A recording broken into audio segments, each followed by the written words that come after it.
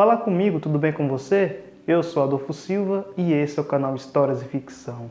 E diferente dos meus vídeos anteriores, que eram muito curtos e objetivos, nesse vídeo eu irei fazer uma análise crítica completa do filme, baseada, é claro, na minha experiência com a obra. E eu tenho certeza que esse conteúdo irá ser bem bacana para você.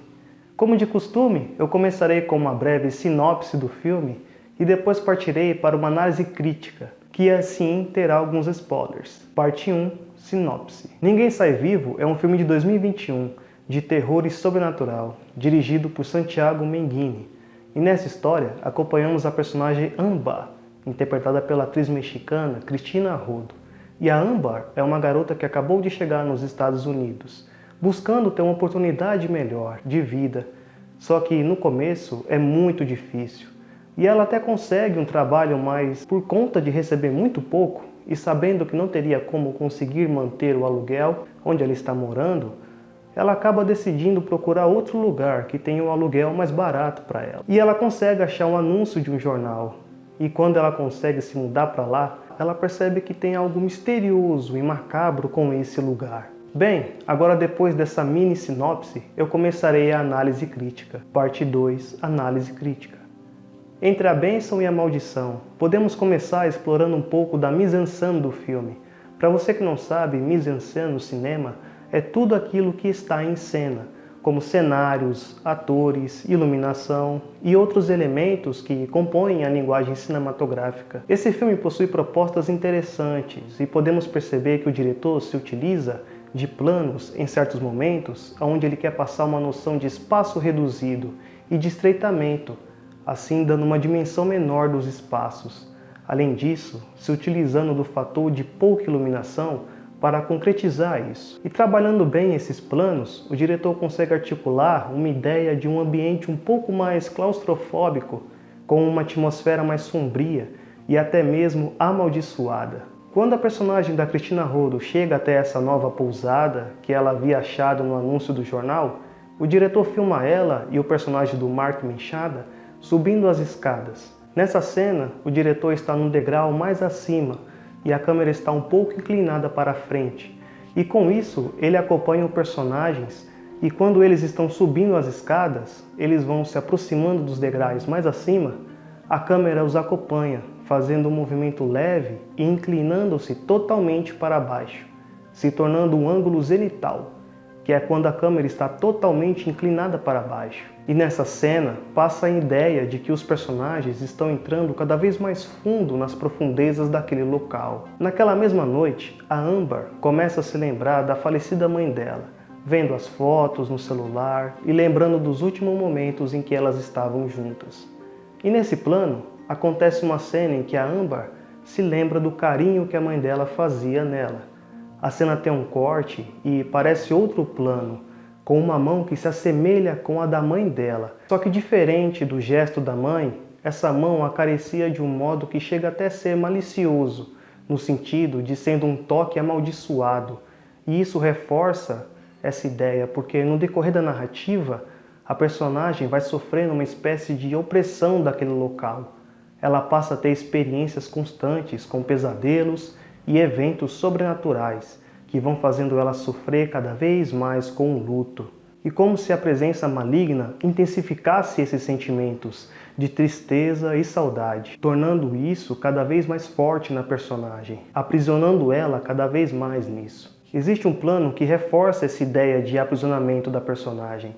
A personagem acaba de acordar de um pesadelo que ela estava sofrendo e o diretor filma a Cristina Rodo de um modo em que ela está sentada na cama.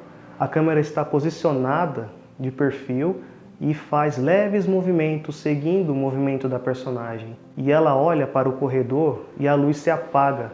A cena corta e mostra um outro plano, o reflexo dela no espelho. E ela começa a se movimentar.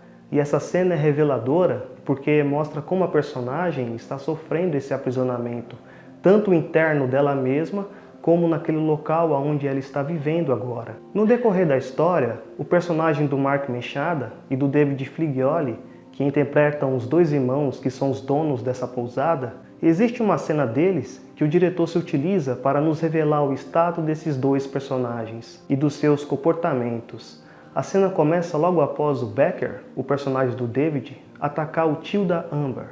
A cena começa com ele em primeiro plano, em que ele está sendo filmado de perfil. E bem próximo da câmera do fundo, vemos o Red, que está se aproximando e subindo as escadas para ver o que o seu irmão tinha feito. A câmera alterna o foco, deixando o Becker desfocado e focando o Red, que fica ao lado das escadas.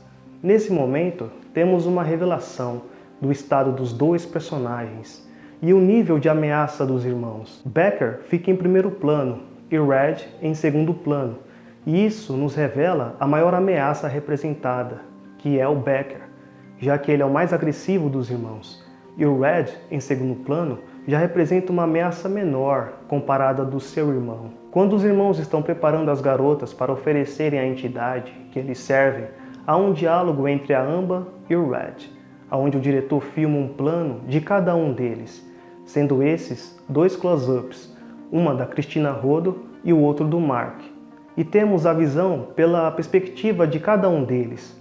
A primeira é o olhar subjetivo de Red, que nesse momento estamos pela perspectiva dele ao olhar a Amber.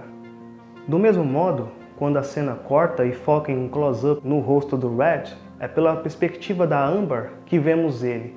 E nesse momento, a luz vermelha está bem focada no rosto do personagem, o que reforça ainda mais essa ideia de maldição. Enquanto Becker recebe as bênçãos da entidade pelos sacrifícios e se sente cada vez melhor, a cada sacrifício é ao contrário para o Red. Ele se sente cada vez pior e a luz no rosto do personagem reforça essa ideia de que ele tem tanto sangue nas mãos quanto o irmão dele.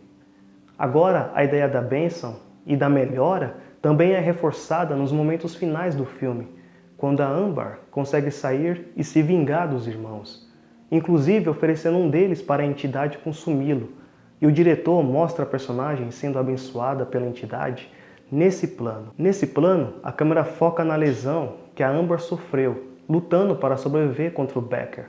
A cena corta e temos um close-up extremo, onde o foco agora é nos olhos da personagem. E nesse enquadramento, podemos perceber a mudança de tom da personagem. Ela se sente com uma sensação de poder, além da cura da lesão. E essa bênção que ela recebe no final faz com que ela se sinta melhor de um jeito que supere até mesmo o luto e a saudade e a tristeza que ela havia sofrido durante a grande parte do filme. E é isso, essa foi uma análise crítica completa, baseada na minha experiência com o filme. E você, curtiu esse formato mais detalhado?